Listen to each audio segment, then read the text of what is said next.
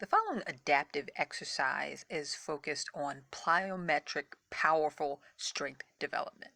A lot of times when we think of plyometrics, we think of someone jumping onto a big box, like a youthful person jumping on and off of a big box, but it has a lot of practical applications too.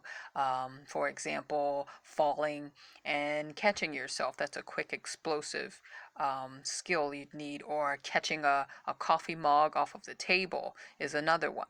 It really focuses on your upper chest muscles, which is your pectorals, and the front of your shoulder, the anterior delt.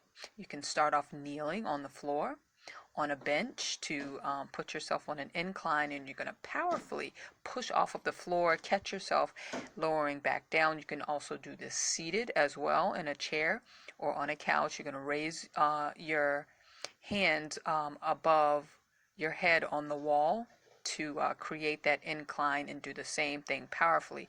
Push your torso away from the wall, catch yourself landing back down. Repeat.